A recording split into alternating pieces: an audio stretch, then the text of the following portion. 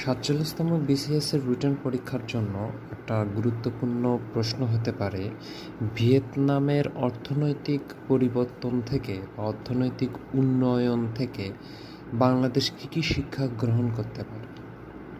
কারণ একটা সময় যখন ভিয়েতনাম স্বাধীনতা অর্জন করে, সেই সময় কিন্তু বাংলাদেশেরও স্বাধীনতা যুদ্ধ চলছিল।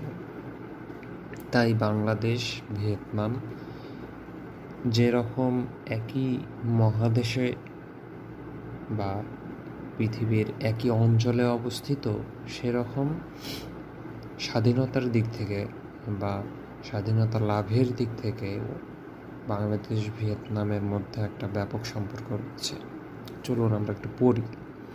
সংস্কার প্রক্রিয়ায় সংবিধানের মূলনীতি থেকে সমাজতন্ত্র বাদ দেওয়ার চেষ্টা চলছে, অথচ সোভিয়েতের পতনের পরও ২১ শতকের সমাজতন্ত্রের নানা পরিবর্তিত মডেল বিশ্বের নানা দেশে অর্থনৈতিক উন্নয়ন ত্বরান্বিত করার সফলভাবে অনুসৃত হয়ে চলেছে। এর মধ্যে হচ্ছে ভিয়েতনাম মডেল।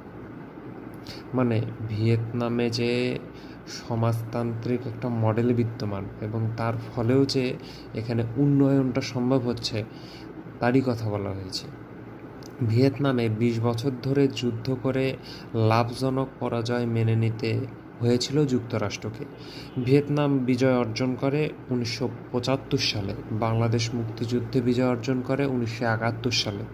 ২ দশকের চরম বিধ্বংসী স্বাধীনতা যুদ্ধে বিজয় অর্জনের পর ভিয়েতনাম বাংলাদেশের মতো বিশ্বের সবচেয়ে দরিদ্র দেশ হিসাবে বিবেচিত হতো। এ সত্ত্বেও ভিয়েতনাম কখনোই কোনো দেশের কাছে মাথা নত করেনি, ভিক্ষার জন্য হাত পাতেনি, এমনকি অনুদান ও সফট লোনের আশায় জাতিসংঘের স্বল্পোন্নত দেশের ক্যাটাগরিতেও অন্তর্ভুক্ত হতে আবেদন করেনি। অথচ কি দারুণ কষ্টকর ছিল ১৯৭৫ পরবর্তী ভিয়েতনামীদের জীবন। সত্যিই কষ্টকর ছিল। ভিয়েতনামের মাথাপিছু জিডিপি ১৯৭৪ সালে ছিল মাত্র $৬৫।